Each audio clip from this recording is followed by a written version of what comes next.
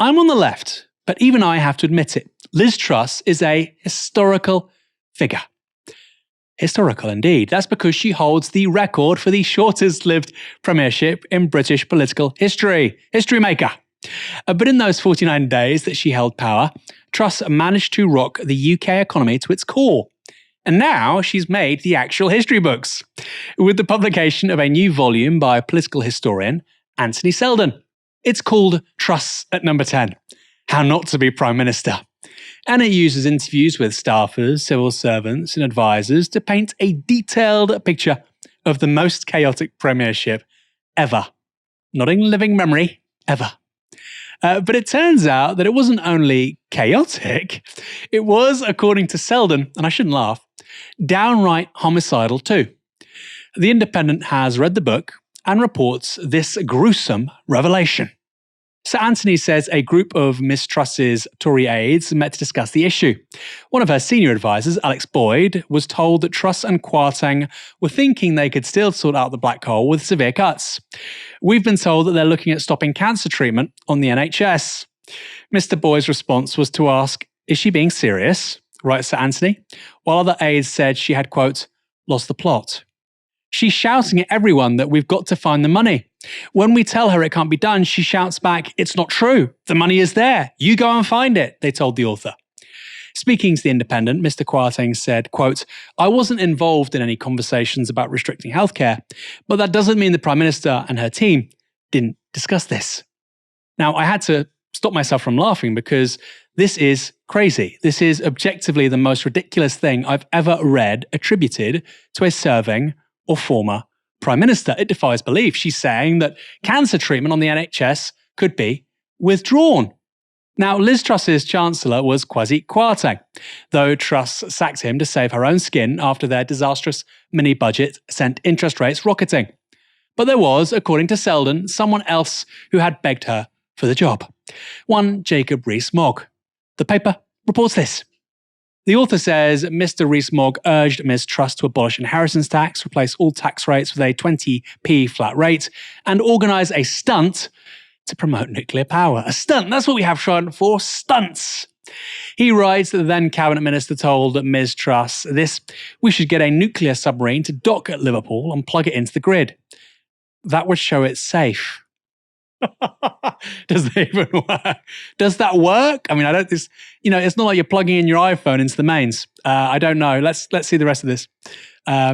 Sir Anthony says Cabinet Secretary Simon Case dismissed the idea as a non-starter, adding the subs are needed in operations. Can you imagine? A nuclear submarine with nuclear weapons docks at Liverpool. But Chancellor Rees-Mogg plugs it into the mains. I almost wish this had happened, by the way. And it's a political stunt. That's apparently going to win you votes. Seldon also writes about a certain level of paranoia in number 10. This is from The Independent again. He describes friction with other senior Conservatives and says that Ms. Truss referred to Michael Gove as a snake after he denounced her tax cuts. So Anthony claims that Ms. Truss suspected that a dirty tricks operation was being planned by unnamed figures in Tory HQ in an effort to stop her from becoming leader.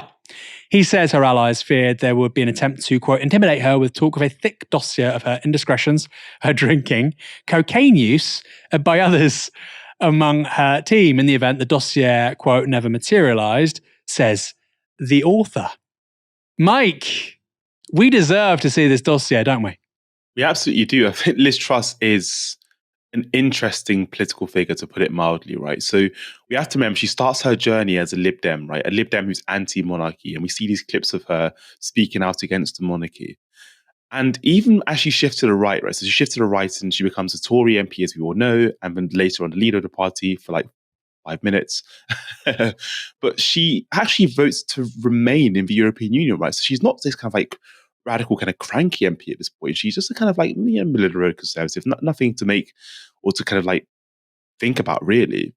And since then, she's been on this journey where she's like rubbing shoulders with Donald Trump and Steve Bannon and all these really radical people and talking about how the deep state tries to unseat her as part of this kind of radical project that they're embarking on to get rid of the right or whatever it is she talks about. So I think in many ways, the fact she shows us fundamentally how not to be a prime minister, as the kind of book is titled.